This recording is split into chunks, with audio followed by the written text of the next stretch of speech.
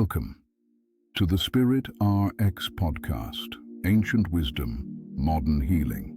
In this place, two healers come together, each walking a different path, yet bound by a common purpose.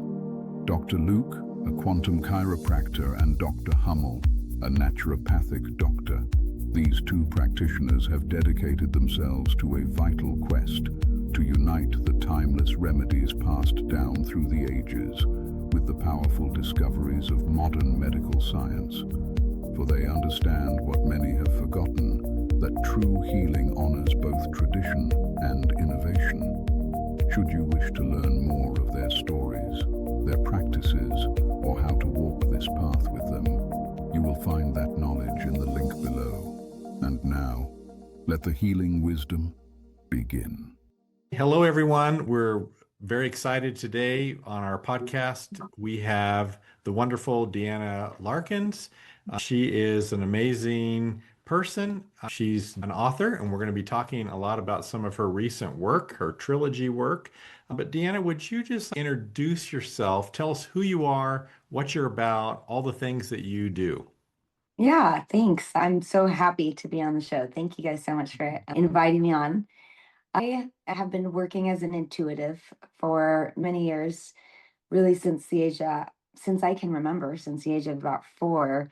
I was invited into my father's office, and my father was a cardiologist named Dr. Elkin, and he became a functional medicine cardiologist and integrative anti-aging specialist. And so when I was a kid, he would sit with his patients, and sometimes he would invite me in, and I would just listen, and I could always feel what was going on empathically with his patients. And occasionally, I remember this one time I will never forget. I was about 5 years old, and I said, "Can I say something to your patient?" And he said, "Sure." And he asked the patient if that was okay. And she hadn't said anything about her life, emotionally, what was going on. But I said, "The reason why you have a heart problem," and I got really shy, "is because your husband just died and you're sad inside." And here's this little 5-year-old kid that's just empathically picking things up, because I believe we all do at that age and ideally continue to. And she started crying. And that was the beginning of my learning that I'm here to assist people in the medical field and also not in the medical field who are working on health challenges, who are moving through just in general blocks and barriers that are maybe not necessarily tied to health conditions. But my work started in the world of working with people that did have health conditions. So I call myself a medical intuitive, and I say that I'm the guide to the guide within you. And my life's work brought me to a place where I was able to write these 3 books, which is called the Emerge Trilogy series. And that's pretty much what I'm here to share with you guys today. Cool. Yeah, that's a great intro. Well, this is a conversation, so we're going to go all over the place because that's what we do. I did get your first book and I was reading through it. It's a fantastic book. It's a really good read. One of the things that I picked up in there is your story about when you first had this experience of intuition with your mom in the grocery store.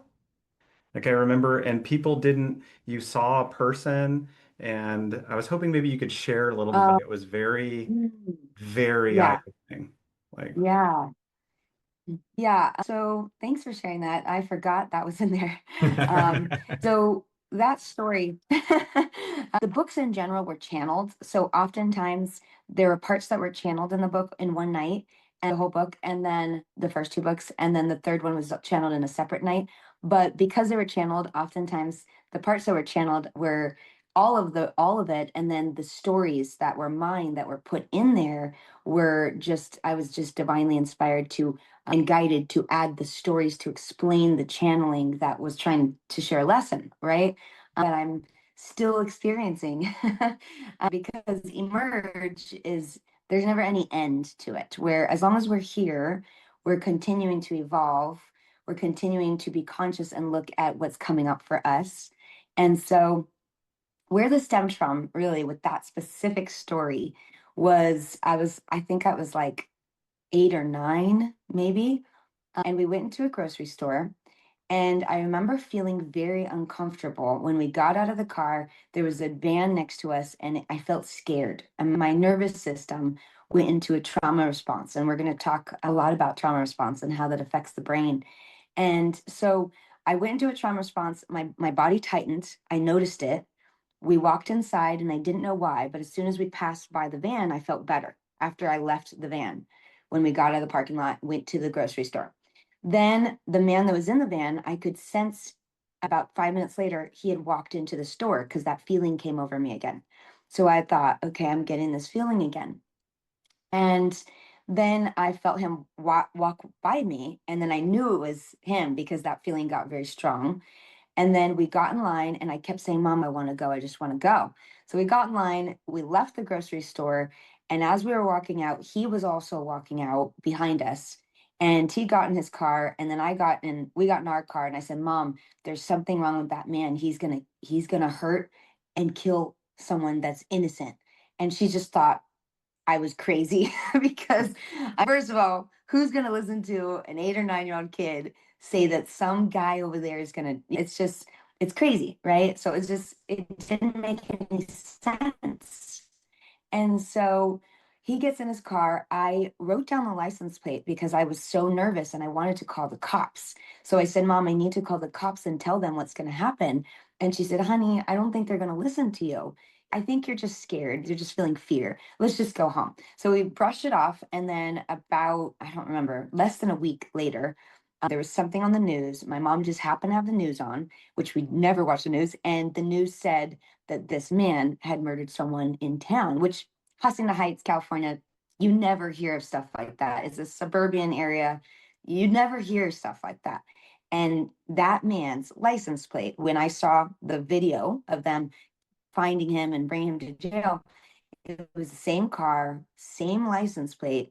So that was the moment where I went, okay, this is a real serious gift that I need to take ownership for and spend the rest of my life trying to understand and articulate so I can help other people with this gift. So that hopefully answers your question with that particular story in the book. Yeah. It was a very validating feeling where I Yeah. went, wow, these are the moments where sensitivity meets reality. And even though it was a harsh thing to acknowledge at such a young age. It also came with a great responsibility. Like, how can I pass this gift forward? And how can I help people who are seeking help with this gift?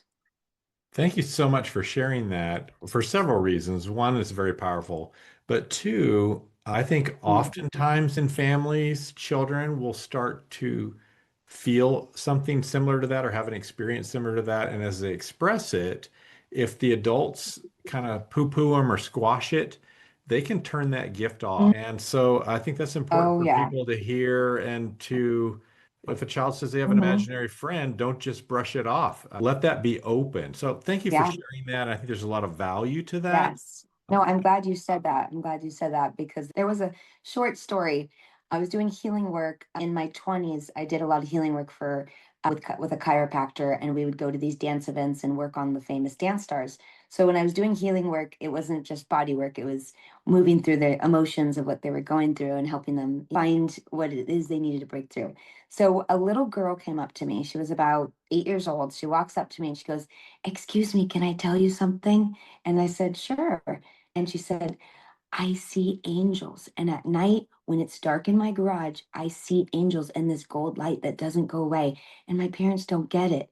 These two parents came up behind her and said, "Excuse me, we're so sorry about that. Excuse her for what she's saying. She's talking, we don't understand what she's talking about. She doesn't know what she's talking." And they're like trying to give excuses for something you can't explain that they don't understand that is so valid and so powerful. And that little girl, if she's able to break through that one day, what her parents thought and how security may have felt like she had to shut that voice down or not, how she takes that on into the world, how she breaks through that will determine her ability and capacity to share that gift. So, absolutely, when parents see a child with that gift, it's so important to validate it and to help guide it, which is what my father did for me, which is why at such a young age, I had clients throughout my teens and my 20s and throughout my life because he really gave me that support and went, wow, she's really seeing something. This is really important. How can intuitives and doctors work together? And that's a big part of what my 20s I love brought that. me into. So I would say parents, if your child says any of those things, don't dismiss it. And number two, if you're a grown up now and you're hearing this podcast and it's starting to make you remember, oh yeah, when I was little, I used to turn that back on. That's still, there's a gift there waiting to be had. Yes, Now, in the writing of your books, you mentioned that you did exactly. some channeling. So like I would say that you didn't use AI, artificial intelligence, you used DI, divine intelligence, to write this. So I love it that you downloaded the DI. I like But that. can you I haven't heard that. tell us about what really motivated you to the path to writing this first book and then ultimately the trilogy? Wow, that's a loaded question. So, as a child, when you're given such acute sensitivity, I remember walking around thinking, I know people feel this. Why aren't they saying anything? I know they can feel what I feel. It took me many teachers and healers to work with myself to acknowledge that these feelings for people are often shut down by a number of experiences in the world. And I was determined and still am to break through those barriers that are so deeply woven into our society. And so the deepest thing that popped up for me when you said that was experiencing the relationship my mom had with herself because she was borderline disorders, which is just another term for not expressing her deep suppressed emotion of the past. And a lot of these terms that we use, even cancer, illness, disease, mental illness, they're all just names that we classify things to determine one's current state of living. But underneath that, there's just suppressed emotion, whether it be grief or anxiety or anger, all these great feelings that need to be expressed, that deserve to have a voice, that deserve to be healed, right? So I felt my mom's deep seated grief that plagued her life because she was blamed for something very heavy in her childhood. And she carried this blame of the death of her mom with her whole life. So that turned into borderline because when you can't cross the borderline of letting go of that experience, you become borderline, right? And so she became stuck in these emotions. So I felt the emotions between her and my father, and her own feelings within herself and his own feelings within herself. She would hide and suppress her feelings. He would avoid and run away at all costs to even confronting his feelings. So you have two people in one house feeling that in themselves, and then you have an empath that's going, what, how is this happening? How are we not talking through these things? So what I did as a kid was I was on an absolute path to determining why this was happening between my parents. And oftentimes, if parents are not doing their own healing work, this is a good reminder for parents. If we're not doing our own healing work, then our kids will feel the unhealed, unresolved emotion and healing that we have yet to resolve, and they'll take it on in some form, one way or another. And so, anyways, so my mom was feeling her feelings. My dad was feeling his feelings. And I'm feeling everything in between. And no one's talking about it. So I was determined to figure out what my mom and dad needed to heal their relationship. So I thought, I'm going to find out what's going on between my mom and dad. And I've never said this publicly. So this is an interesting question that I'm answering. But I got online on my dad's computer that night because he was working very hard every night. And I saw some things he was journaling about. He journaled on his computer often. And I saw him communicating that he was gay. And I went, bingo. I found the answer, I'm gonna print it out, show my mom, bada bing, bada boom. She's gonna leave him. She's gonna realize it wasn't her fault. She didn't do anything wrong. She's gonna realize that she is beautiful. She is lovable. It's just not the right person. And so, being a little kid, not understanding how many layers there are, I didn't know how deep the onion layers are needing to be peeled off, right? So then I go, Mom, you need to leave Dad here. I printed this out. I found out in Dad's journal that Oh, he wow. is just gay. That's the answer. We figured it out. Now you need to leave him, or he needs to leave you by tomorrow, or I'm getting emancipated. Because was I was so tired as an empath of feeling the burden that they were carrying, and I just want it to go away. So the trauma response as children that children pick up when something's unresolved is, I don't want to feel this ever again. I want this feeling to go away. I'll do anything it takes to get rid of it. Now, if I was an adult in that 9-year-old's body, what I would have done is say, Mom, Dad, we need to come to a serious conclusion and talk about these things and see how we can work them out. But instead, I didn't know any better. And I'm like, let's resolve this, pluck it out, cut out the cancer, right? Take out what doesn't feel good, which is one way to do it. So as soon as he left, which was the following day, and you could see how much my mother trusted me because we were very close. And then she then got sick with cancer.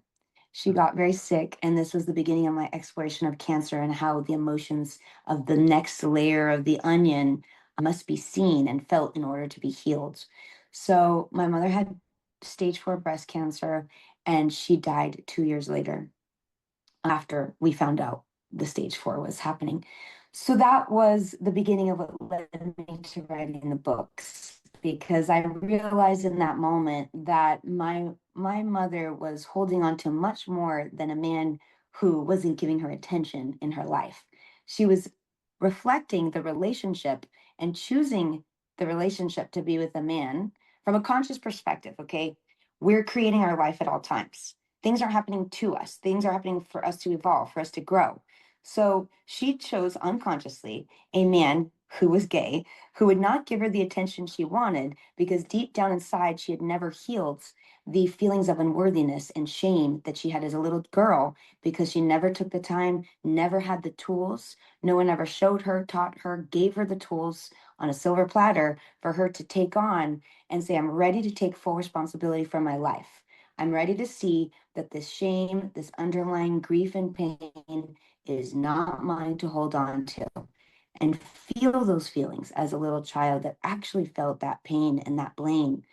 And had she done that, and had she felt the feelings of unworthiness, then she could have healed, in my belief, possibly the cancer itself, and also had a different experience. But all is meant to be. So that exploration took me on a journey of trying to figure out how to write a book that would help people remove the mask. So my mother's mask, okay, was denial, denying of her own true feelings, denying that these deep-seated feelings of shame and guilt and blame were there.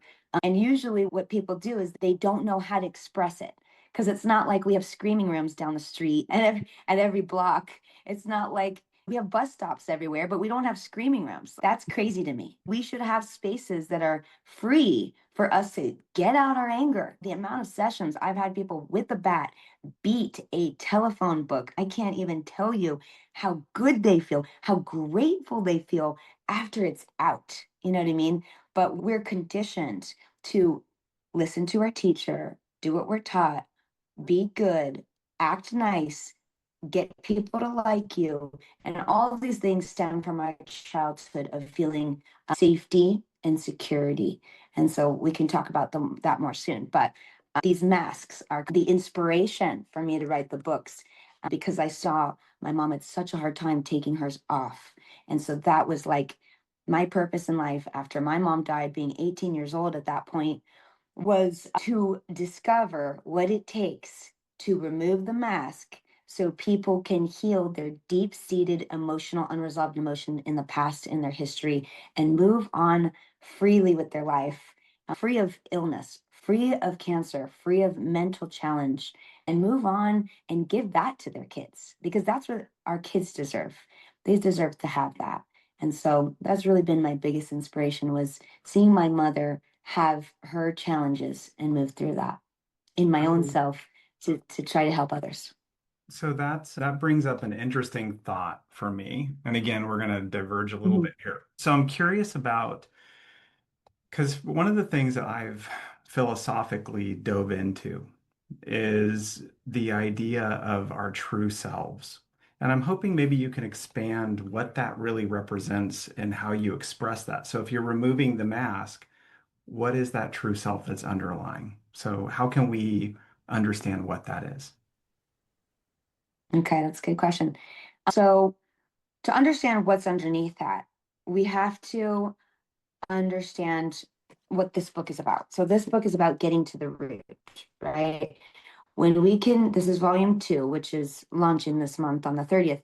So getting to the root means that we're getting to that core emotion that my mother had, for example, right? The emotion of feeling blame and shame in that moment and the trauma response, because our trauma creates predictive survival automatic algorithms. Okay. So these algorithms that we experience when this trauma occurs, it occurs in the brain, and there's science behind that. And then it also occurs in the nervous system. There's science behind that. Now, think about how sensitive we are as human beings. Think about that moment in myself as a little girl feeling that man in the grocery store, right? We're all truly that sensitive. We really are. We are that sensitive. And so, knowing that we're that sensitive, imagine a trauma in a moment, which could be so simple. It could be mom neglecting you for weeks on end. That could be a trauma. That could be a trauma because the trauma response in the nervous system and the brain goes, where's mom? And what do I need to do to get close to her? What do I need to do to feel safe and secure? So getting to the root is how we uncover the gift that's underneath the mask. So what I usually say to people I've worked with is when you uncover the root, when you get finally down to the root, you're not shaving it off anymore. You're not going, okay, I'm just going to change my perspective. I'm not going to do that again. I'm not going to do that again. I'm not going to do that again. You did it again. You did it again. It's still happening. We have to get to the root.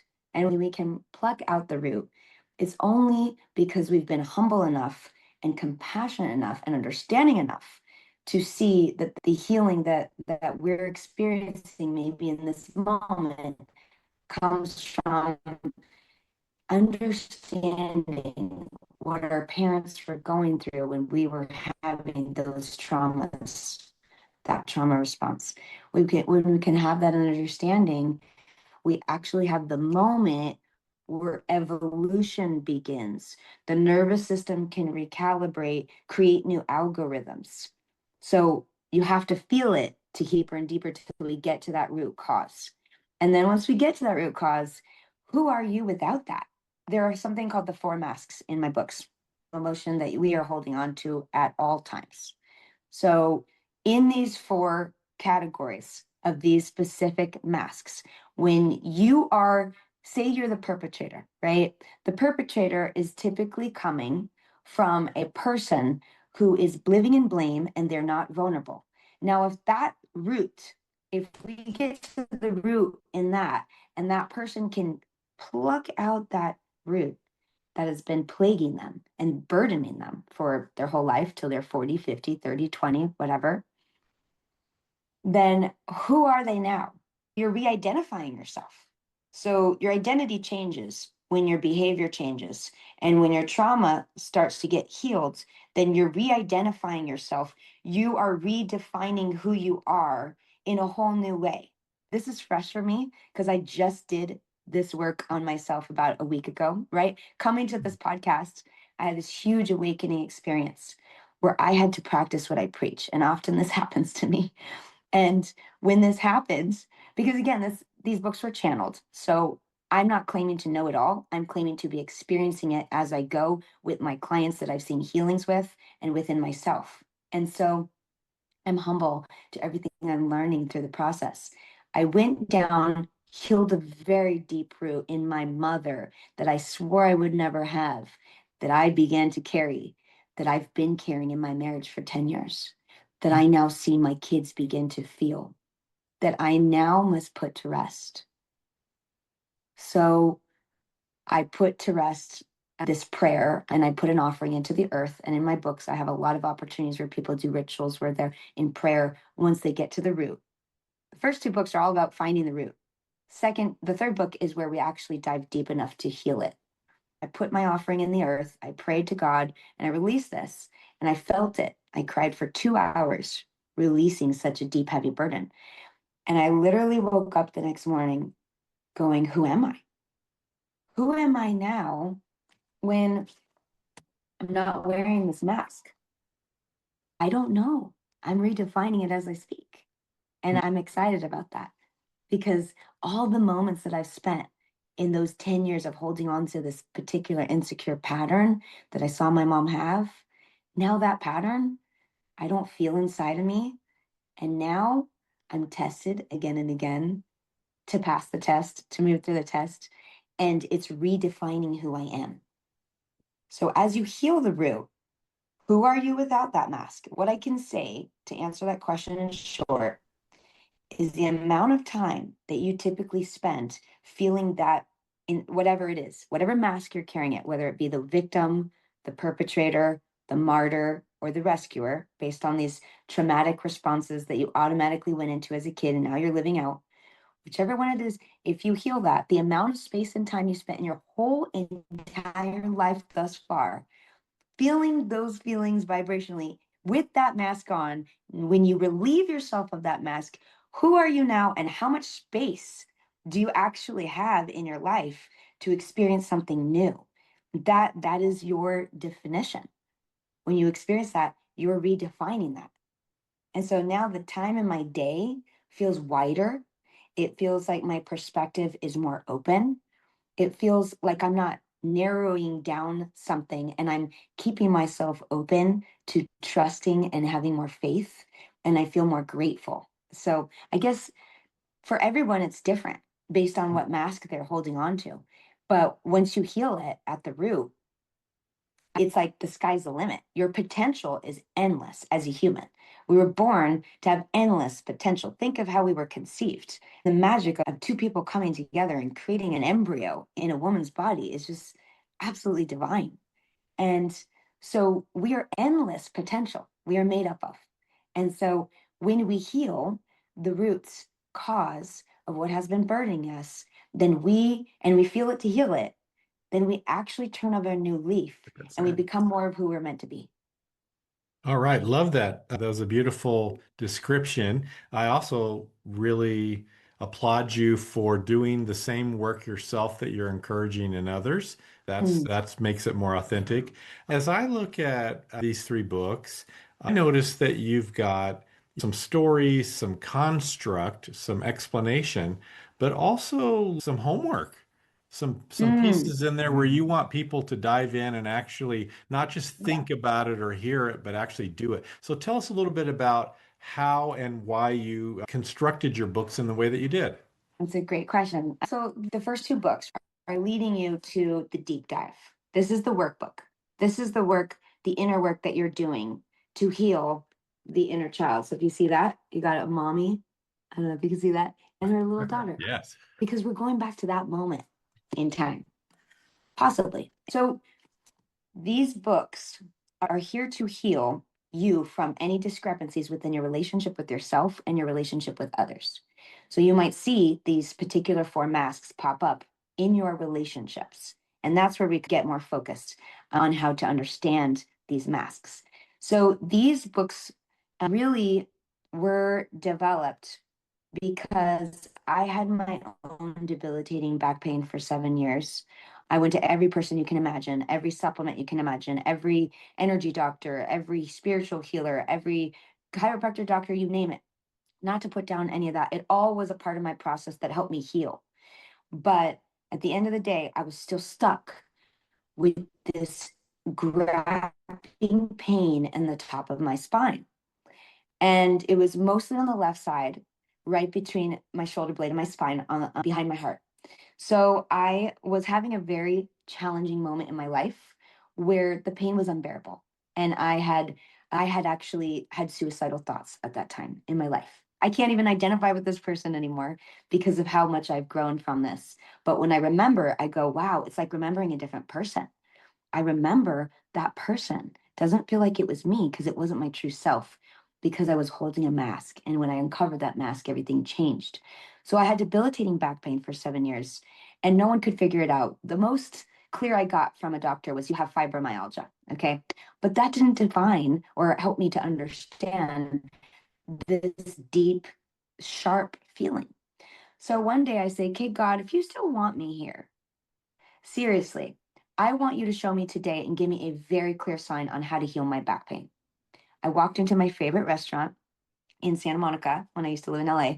And as soon as I walked in, a short man comes up to me and he says, hello, my name is Richard Gordon. What's your name? Nice to meet you. Shakes my hand. And I said, oh, Richard Gordon, as in Quantum Touch, the author of the Quantum Touch Healing and Quantum Touch books. And said, yeah. And I said, I love your books. In my car right now, I was just reading them.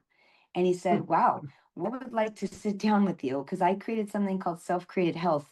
And I guarantee this will heal your spine pain that you're carrying on the left side immediately. And so clearly he got my attention. So I sit down with him at the restaurant in a quiet area. He asked me a number of questions, not more than 5 or 6. And he said, okay, where is it? How long have you had it? How many years? And in my books, I've used a lot of what I learned from him, but changed a lot of things and added new things based on what I experienced and what I needed and what helped me and my clients. And so this was a big part of my inspiration. So I wrote down everything he said, and he said, okay, based on my analysis, and he got this in 5 minutes. Based on my analysis, something happened to you 7 years ago. What happened? What happened? And I said, to do with the left side of my spine. And then remember me? I had flashbacks in that moment of me as a little kid feeling people's energy and going, oh my God, I'm doing the very thing that I try to help people with. I'm a hypocrite. I'm doing it myself. And so I just realized in that moment, yeah, there's something to my mom's death in my back. But what exactly about the death? Because it has to be, the root has to be so specific and so clear that you know what to do when you go home is to clear this specific emotion, right? So I said, but what am I feeling? And he said, your mom betrayed you when she died. Based on what you're telling me and how she passed, she betrayed you, and you feel very angry and you feel betrayed, and you need to get this out of your body. And when you do, you will be healed. And here's some guy not charging me $1. Of course, I'm going to believe him. He's a writer of the books that I've got in my car. I'm praying to God. I couldn't be more clear, right? So I got his phone number. I actually, after this, helped him write his second book. But I went home and then I did exactly what he told me. And I went back to my past, remembered a moment in time, very specific. And then I released negative emotion for a good chunk of time, 20 minutes with a timer, exactly 20 minutes, no less and definitely no more, because there's something that helps to rewire the brain in that time frame. And I felt and saw this pain in my spine that was exactly what he said, betrayal, backstabbing pain, sharp like a knife, relieve itself, leave my body, turn into thin air. And I just turned into a puddle of tears. And I sat there in mercy, in surrender, in gratitude. I felt God more than I ever have in my life. I was just nonstop crying. I called him immediately and said, Richard, I can't thank you enough. Thank you. What you did changed my life. And this was a part of, at that time, he was exploring these teachings to make sure that they're working. And so I helped validate that for him in his books. And so when this took place, I went, this is a miracle, right? We're literally holding on to pain in the body as a way to protect ourselves from taking the mask off. So it was just mind blowing to me to experience that in my body. Because until then, I was only experiencing it with other people. So when I experienced it in my own body, it became different. And then that led to working with this woman, Carlene. Yeah, go ahead. I was literally going to ask you that. Yeah. So can you give us Mhm. a story of someone that you worked with through this whole process, these different pieces, and just share some of the beauty in that and the experience in that too? Yeah. Yes, thank you. So I'll preface it with something that happened yesterday. Okay. And then I'll start with a story from right after my spine issue. So yesterday, someone who I know very dear to me said, I have to tell you something. I just found out I have liver cancer. And I was sitting with her in person And I went, wow, okay. And then I said, you know, the size. She gave me the size of a golf ball. And I said, okay, I'm going to ask you a really intense question right now. She said, I'm ready for it. And I said, what anger are you holding on to in your liver that's causing you to be sick right now? And I just give a really straight face when I'm talking, because I'm talking to the pain in that moment. I'm not really talking to the person, I'm talking to the pain. And when the pain knows you're talking to the pain inside someone, the pain wants to respond because it feels better when someone's addressing it. So then I said, okay, what is it? I want you to tell me. And she said, I know exactly what it is. I'm angry because my ex-husband was mistreating me when I had my baby. So I got my tubes tied and then I had a blood transfusion. At that time, they didn't check blood and I got hepatitis C and that led to my carcinoma, this liver cancer, right? So I said, bingo, you know exactly what it is. Are you ready to do the deep dive? Because it's probably going to start with him doing the anger release for 20 minutes and a number of other things in my books that I go into. But then after that, we're going to have to go deeper to the root, because even that's just shaving it off. After that, we got to go to the childhood wound that you felt disconnect with dad, that led you to being with a man that felt disconnected to you, which led to you feeling unworthy, which led to you feeling you made decisions that you must take ownership for humbly in order to heal. So that's just a quick experience of something that took place yesterday. And we love the idea of me working emotionally and then working with doctors, because I love doctors. My whole childhood was filled with doctors in our house parties. I love hearing the stories that doctors go through on their path of healing and on their path of giving what they love to their patients, to their clients, to the people they work with. And so that led me to Carlene. So Carlene was a woman shortly after this occurred in my spine. I was at the gym and this woman comes up to me and says, I don't know you. I don't know what you do, but God's telling me that you're going to help me heal. Another one of those amazing, spontaneous moments of synchronicity, because I'm open. She said this to me and I said, you, what is wrong? And she said, I have stage 4 cancer. My doctor said I have 2 weeks to live. I just finished writing my will. And at the end of the signature, I decided I was not going to sign my last name because I'm not ready to die. So I said, okay. She just finished chemo. She was 98 pounds and she was 5'6" and very skinny, looked like a skeleton. No hair from the chemo, radiation, all of it. None of it worked for her. So then she came to my house that day, 4:00 p.m., walked in my door. I sat her down and I said to her, again, I'm talking to the pain, right? So I said, what is plaguing your esophagus? That's where your cancer is at. She said, I don't quite know. I've been with my therapist for 25 years. I have a master's in education. It's all great and all. And I'm glad you have that experience. I said, I'm feeling something from your childhood. Something happened to you as a kid in your heart that you felt that you didn't like, that you never communicated. So your esophagus goes from your heart to your throat. And that means these two areas in your body, in your chakra system, are feeling tight because there's something that is blocking you from expressing what is really going on to create that freedom and that flow again, right? The blood flow is not circulating there. So how do we understand the nervous system as an adult now? Go back to your childhood, pluck it at the root, and see this part in your body transform. So I immediately hit it on the nail. I said there was abuse with your father, and I could feel it because I could just sense it from looking at her. And she said, you're right. I was abused by my father for 10 years of my life. And this abuse was very painful. And I've been going to therapy for 25 years.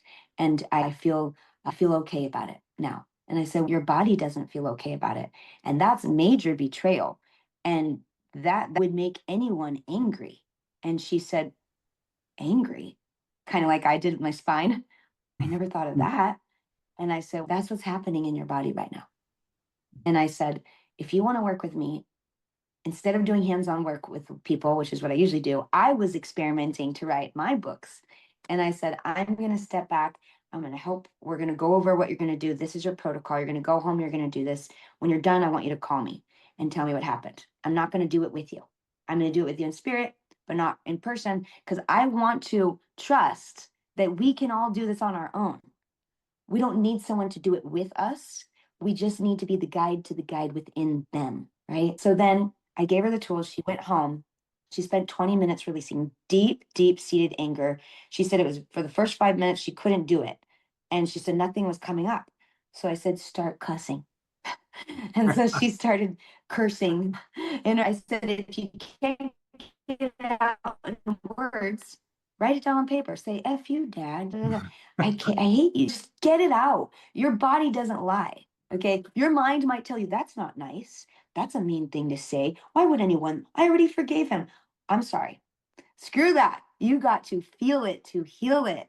And so she ended up going into a very deep dive. She said after 5 minutes of writing curse words to her dad, she got them out in words. And then she started hitting her pillow. And then she started feeling anger and rage move through her body. And then she started shaking it out, crying it out, screaming it out.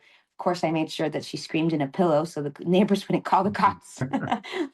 And then she called me at 6 a.m.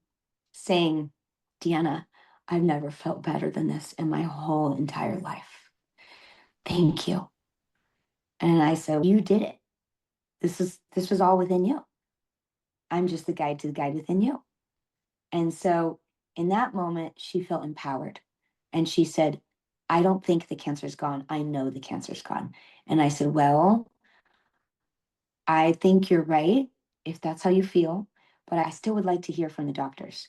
I would like to see that proof. That would help me in what I'm doing, right? So this is my first case study with cancer.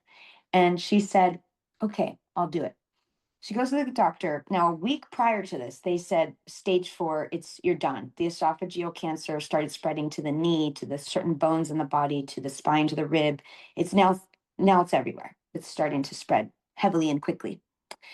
And so she said, she went to the doctor, they did the test, she has to drink a liquid, she did the test, and then all of a sudden she said, it is a miracle. They cannot understand how there's zero cancer in my body. So that was another flashback to that 9-year-old little girl in me at the grocery store, right? I'm going, man, this is real. This is real. And healing is real. And when we surrender and we really can let it go, it is real. And so she was elated. And prior to meeting me, she had a stent put in her throat because her vocal cords started closing up on her throat because of the esophageal cancer was so bad that it blocked energy. Your body is going to close up your throat until you get out that emotion that's stuck in your body. And so she said that she went back to the doctor. She said, I don't need a stent. So the stent that they put in was already closing because the vocal cords were growing on top of the stent at that point, but prior to working with me. And then when we did this healing, she ended up going to the doctor again about 2 weeks later. They were planning on putting another stent on top of the stent so that the vocal cords wouldn't keep climbing on top of the stent and suffocating her. And then they looked at, I told her, just tell them to look. And she said, okay. They looked and they said that it was a miracle. They couldn't understand it. They couldn't explain it, but the vocal cords that had grown on top of the stent are now disappeared and they're no longer there. So they were able to take out the original body. Now, more than anyone, probably that when someone heals something such as a cancer condition, there's also the upkeep. And you would know too, Dr. Luke, that it's not just about changing the emotions of the body, it's about changing the identity and re-identifying yourself and now restructuring how you move and walk in the world, how you receive information, how you respond, because it's not over just because it's gone. When you heal that deep-rooted a memory trauma that heals the health condition, which is just the mask that's holding it, that's actually trying to help you heal it, then now it's the daily upkeep to re-identifying who I am now.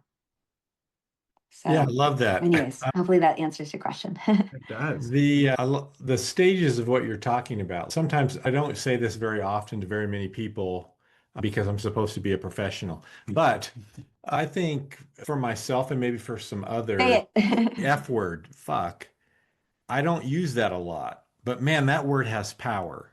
And so I say that there has to be a progression when we go, oh fuck, there's a problem. Then Mm, we finally get to the root and we're like, fuck, oh fuck.